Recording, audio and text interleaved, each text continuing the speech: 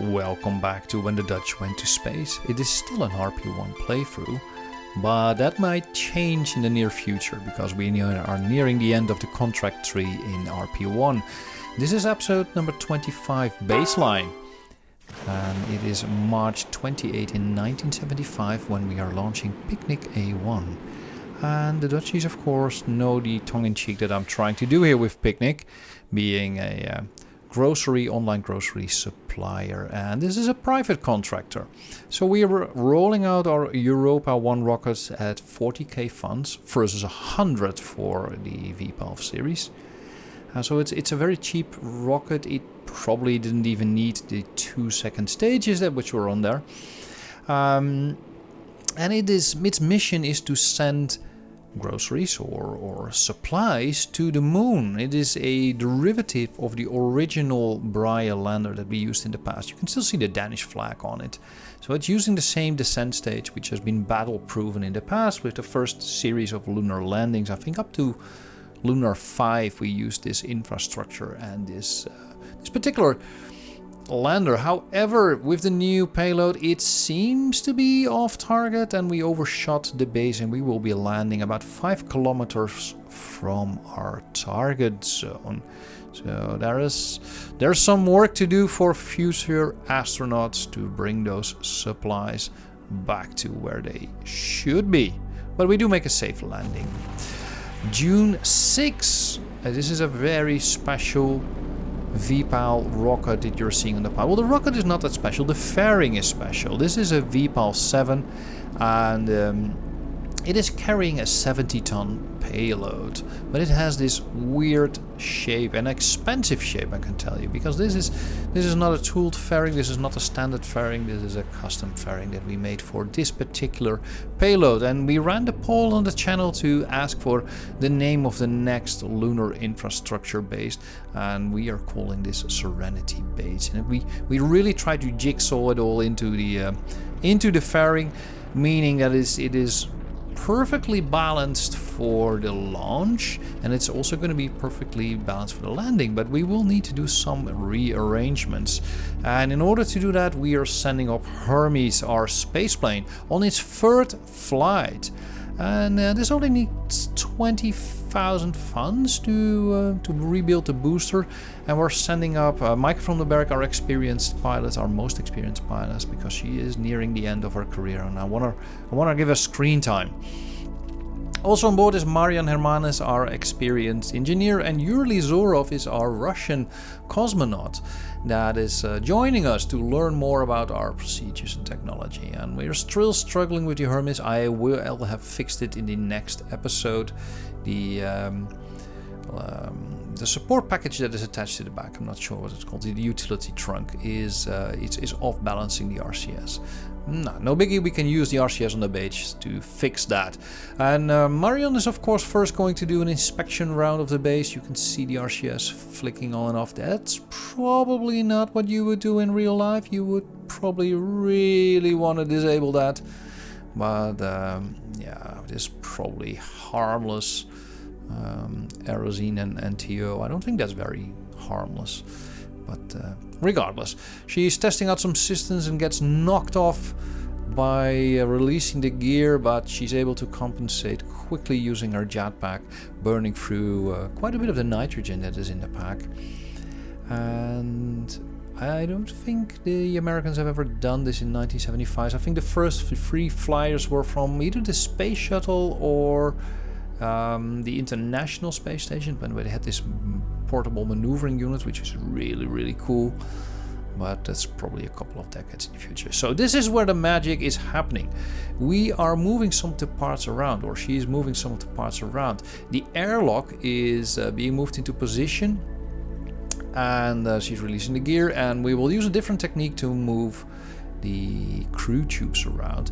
And if we do it correctly, everything should be balanced again, meaning that these 4 LAM landing engines are going to fire through the center of mass of the vehicle, because that is super important. If that is not going through the center of mass, then we will have big problems. And you can see as we are using the Hermes spaceplane to move the crew tubes around. They've been detached from the bottom, and we are now going to reattach them on the side. And this is why it would never have fit in the fairing in any other way. So we really needed to make a really compact and then send up a mission to bring everything together. And this is still not a final configuration. We will need to do some additions on the moon as well, but this was the only way I could get it balanced again. So we're really balancing out the way. You can see a supply container on this end. That is that's going to do the final mass adjustment.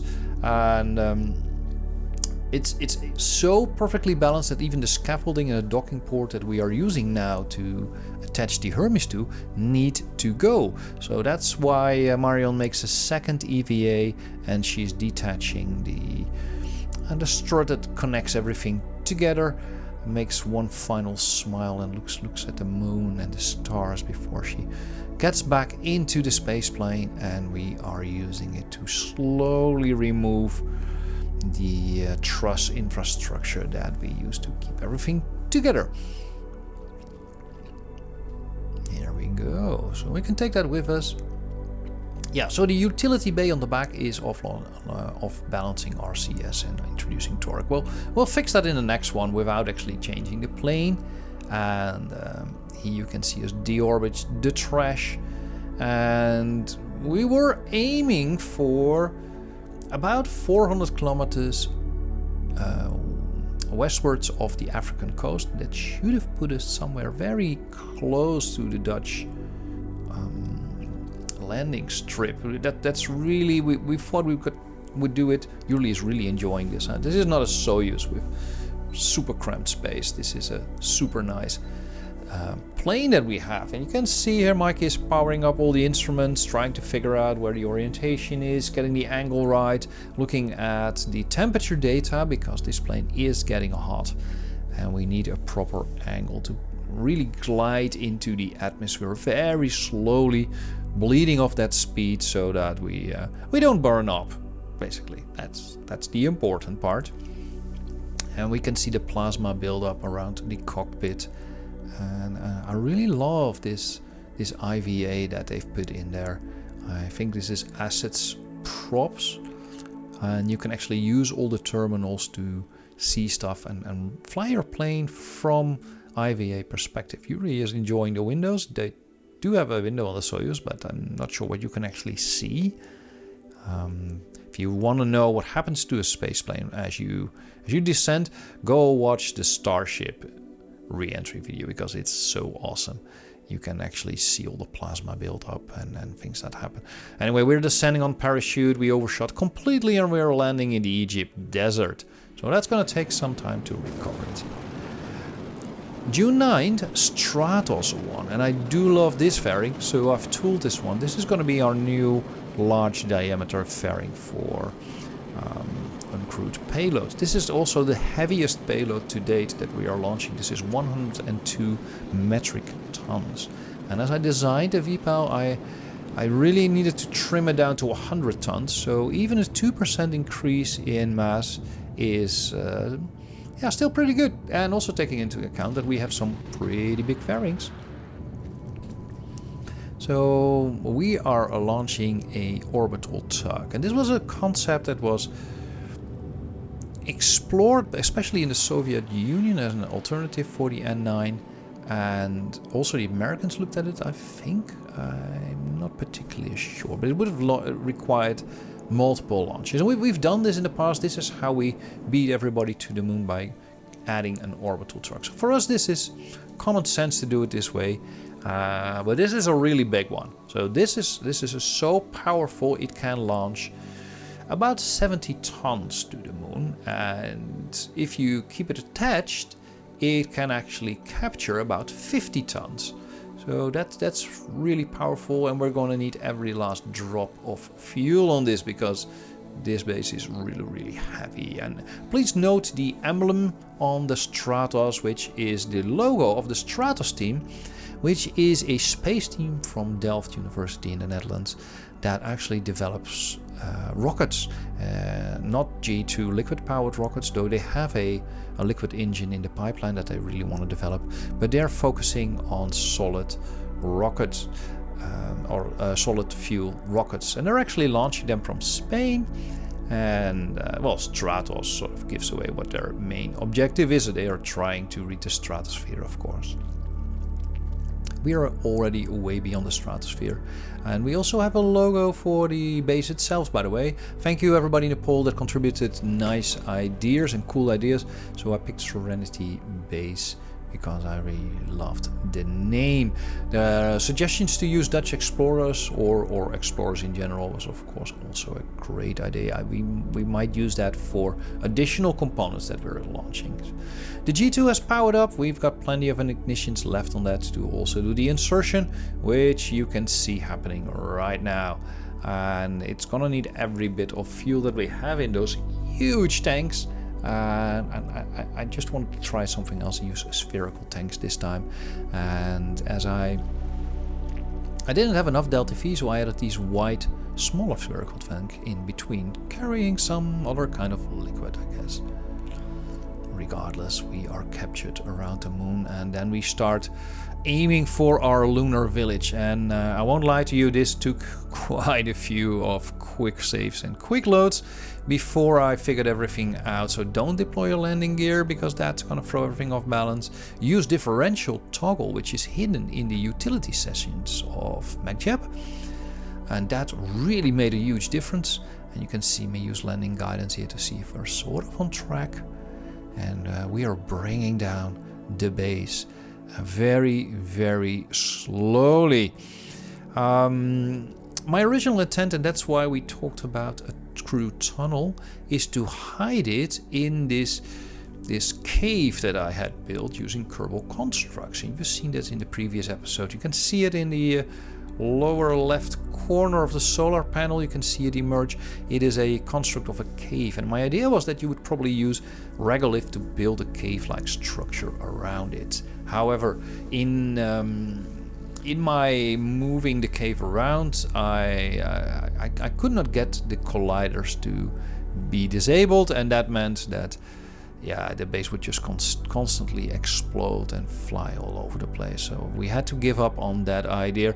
So in your mind, imagine this is covered in regolith in the next episodes when we bring astronauts, of course. For now, we're safely landed. And I wanted to put in the video of for all Kerbal kind and for all mankind and have the Jamestown landing, because that's of course an awesome shot. But I was so busy getting it right, I didn't get my cinematics as I wanted it, and it was so painful that I didn't want to do it again. But the Serenity base is down. It's in one piece and it's open for visitors. How about that?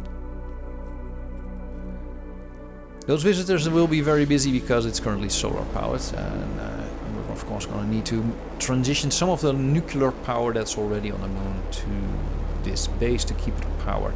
And that is the first mission that we're sending to this base, captained by Wawudja Eka, our senior veteran astronaut from Indonesia.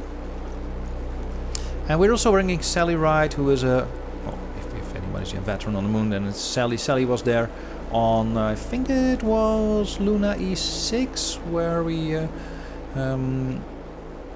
investigated the disappearance of the Apollo 16 or 17.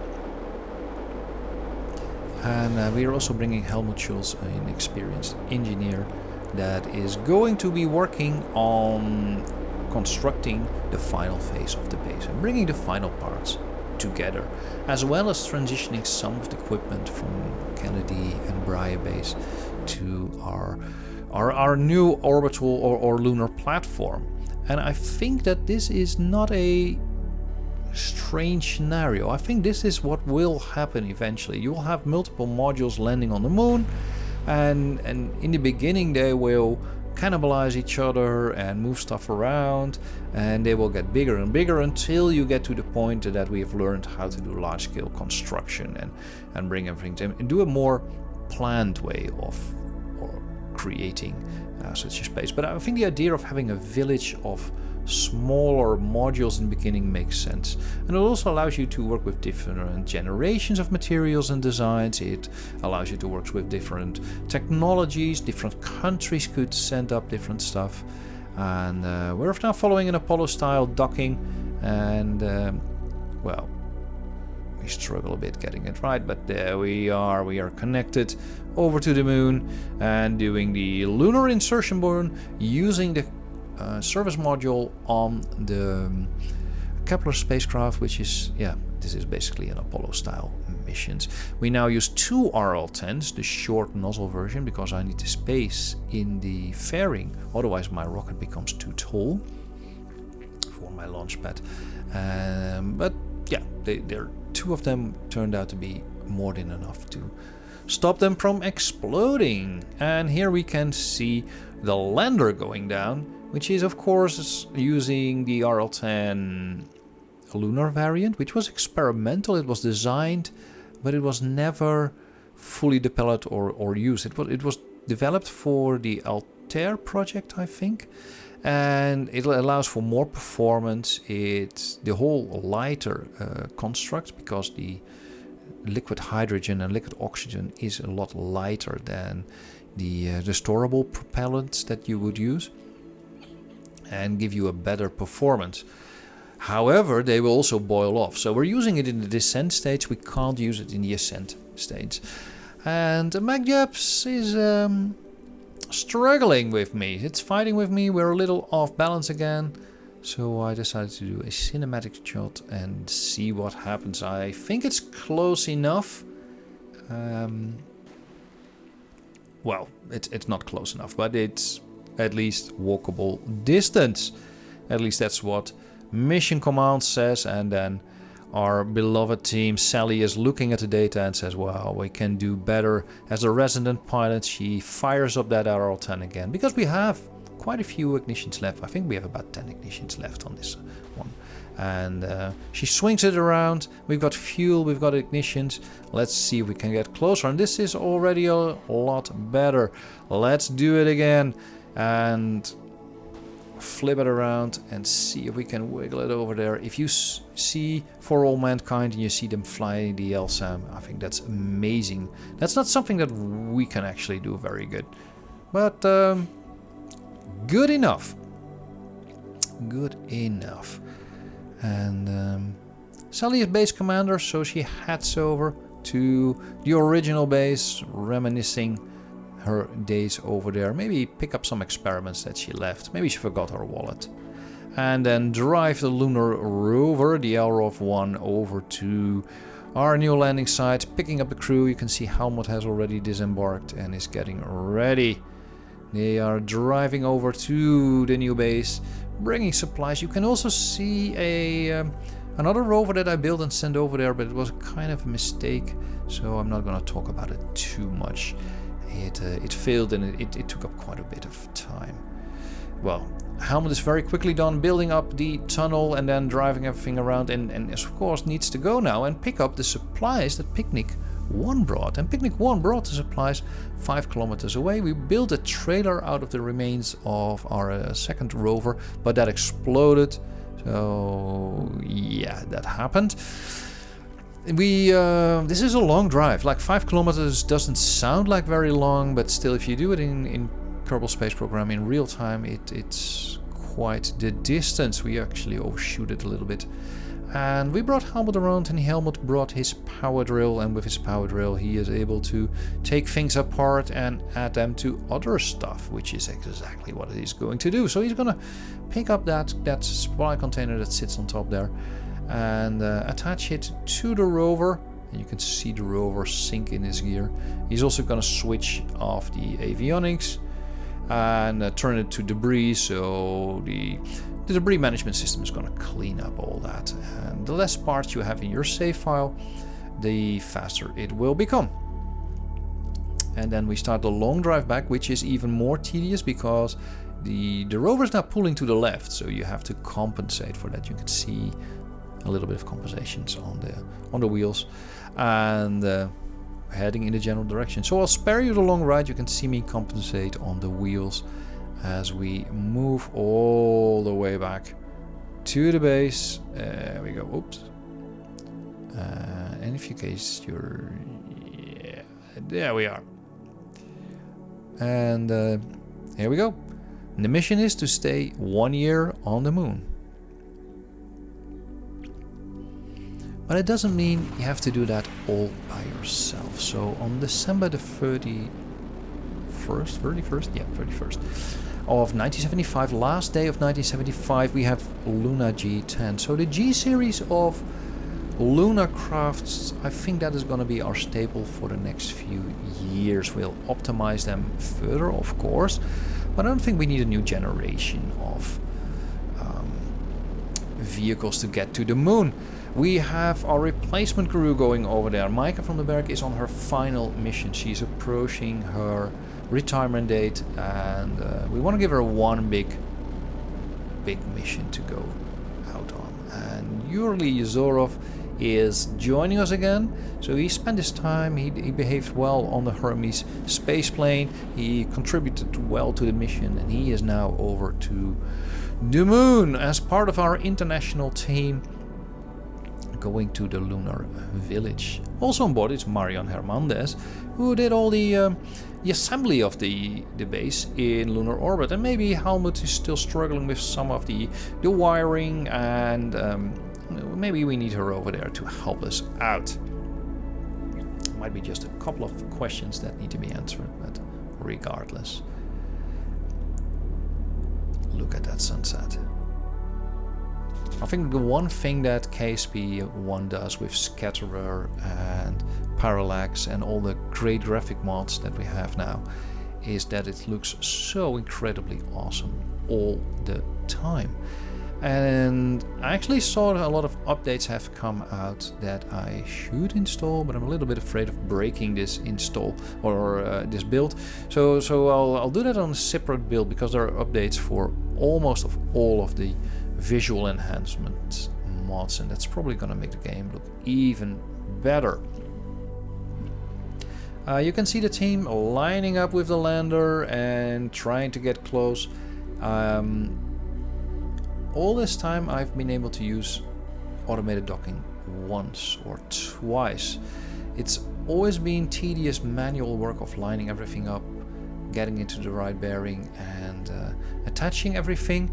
And I've also become more careful in how to deploy the fairings, and be careful with my solar panels, because I've lost too many of them and I don't want to lose a mission over this. I mean, there's redundancies for redundancies. That's sort of how I design my mission. So this thing could probably fly on 2 solar panels. Let's give them 4, and let's give them additional solar panels on the lander. The lander has tiny fuel cells that we can use to recharge after a lunar night, because that's how we get the power back. But it also has solar power, so we don't need the fuel cells. There we go. We are in line, and let's go for dock. Could probably sped up this piece of footage.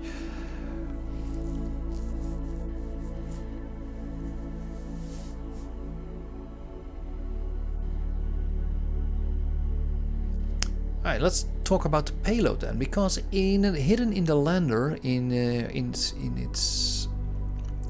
got an inventory bay in the descent module, and we are carrying the first of our ISRU equipment, and that's also a reason why we sent this mission. Back in August, when we sent up the first crew, the science wasn't completed yet, but now it is, and I can send up in situ resource utilization material. And basically this is a big drill, and it will drill down into the surface and pump up water. And if we can get up water in significant quantities, not only can we no longer send over water, which would be huge, because that's more than half of the weight that we send up in supplies is water. So if we were able to get that from the moon itself, that would be awesome. But we have also included a small electrolysis experiment, and if that works properly, we should be able to separate the water in its atoms, so we will have oxygen, which we would need to breathe, which is pretty good, and of course hydrogen. And the hydrogen is a interesting fuel. So the idea is that if we can do this properly, we could probably create a reusable lander using our existing model without any modifications.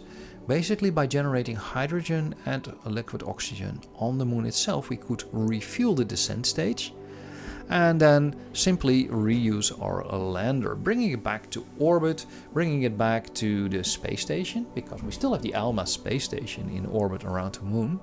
The lander would dock there, and it would basically just wait for the next crew to bring us enough fuel for the descent. So rather than setting up a brand new lander every time, the only thing a crew has to do is to bring enough liquid fuel and liquid hydrogen and liquid oxygen to make a descent. Refuel the lander, bring her down, refuel her on the surface, and then bring her up. I think that would be a very viable infrastructure. If we want to make it even more performant, we could drain those yellow tanks that sit on the side of the ascent stage. It's probably not something you would do in the first iterations. You would just carry that fuel back and front, simply to have a backup if something goes wrong. But if you were to empty them, you would probably be able to land about 4 tons. Yeah, I think about 4 tons of additional payload to the moon. So that's the longer term goal. I would also need to change something in the config files because the burn time of the engines will make this scenario not very likely.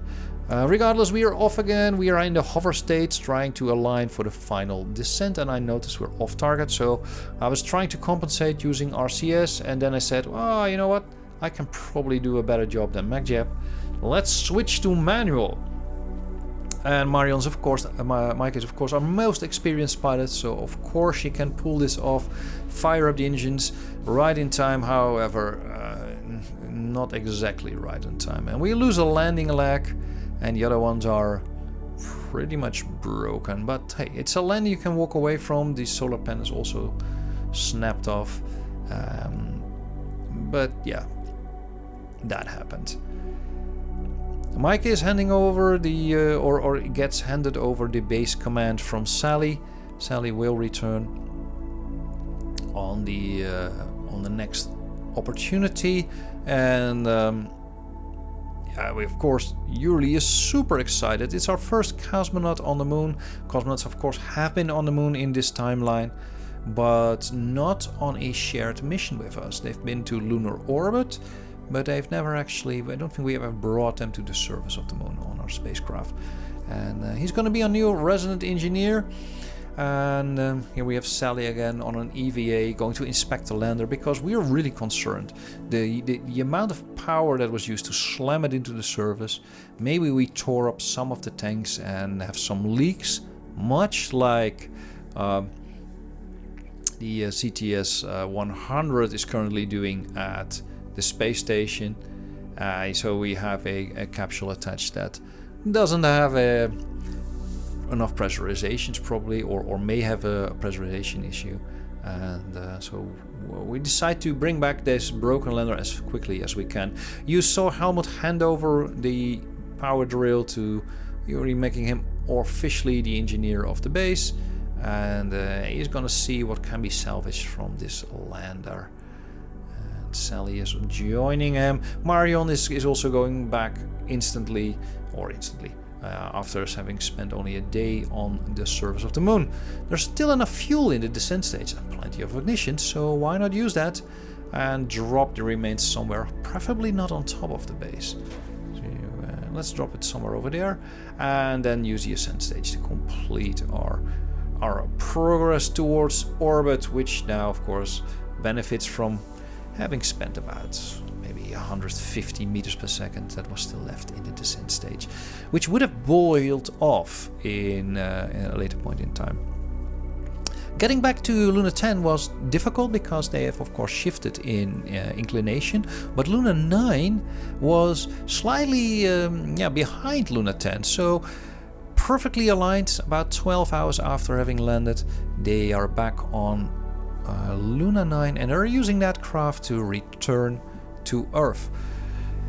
Yeah, rather uneventful. You've seen me do this multiple times. I did forget the stage, which means the spacecraft blows up in a million pieces, but the Kepler spacecraft has been so battle tested that it has backups for backups. So we have the RCS thrusters on the capsule itself. We have separate tanks that are not used in any part in the mission for controlling those, and this allows you to realign the craft pretty easily.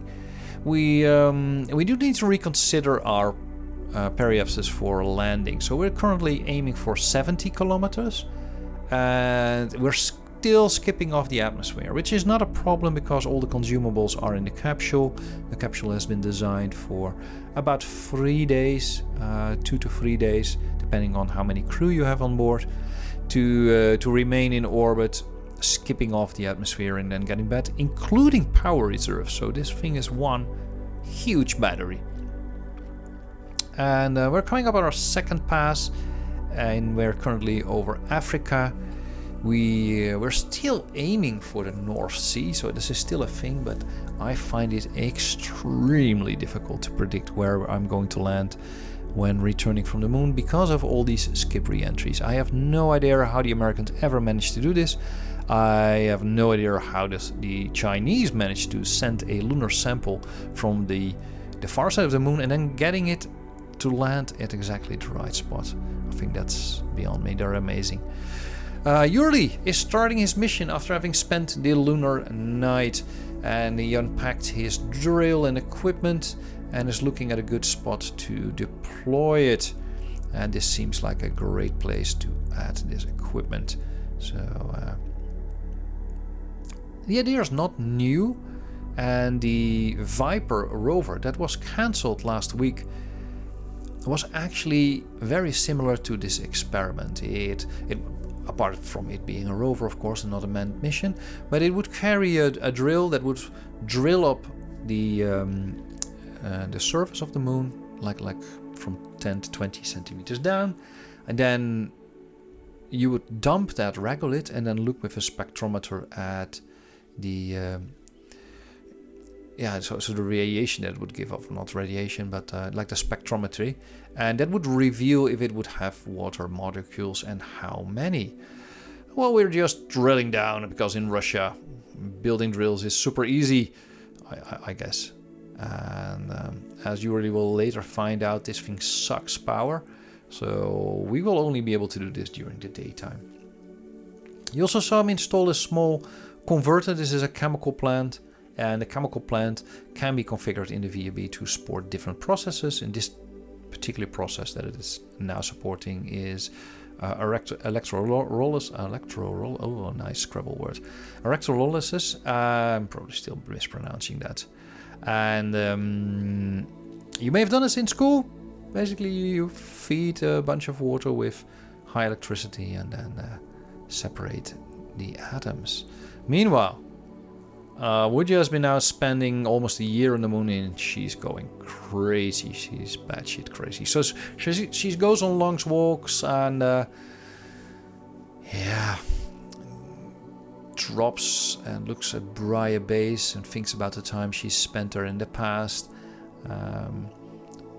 At least he gets good exercise, and I think that astronauts probably would need to do a lot of walking around on the moon just to maintain their strength, maybe jumping around, inspecting the base. I don't recommend falling over this often. Yeah. Then the day is there, the 12th of August 1976. After having spent more than a year on the moon, she's super eager to get into the returning spacecraft. You see a red alert line, that is the low power light, but don't worry, we got the fuel cells in there, and if that doesn't work, we can bring over power from one of the other modules that are now nuclear powered. And I think there is a spare battery in there that we have locked, so you should be able to get power from that as well. Yurli is dancing and moving back to the lander. He has truly enjoyed his time on the moon, and he's very proud for having deployed the moon this drill, because sending up a big habitat or a small habitat is one thing, but being able to generate resources on the moon and connect that to your lunar economy, this is the key for a permanent settlement. So we know you can stay on the moon for a year, we know we can get the water in there, we can get us oxygen in there. We do need to bring in the food. Food is going to be an issue until we figure out how to grow food, but that's really, relatively speaking, a small thing. And we blast off. You can see there is no more fuel in the descent stage, so we are using the ascent stage to get back into orbit.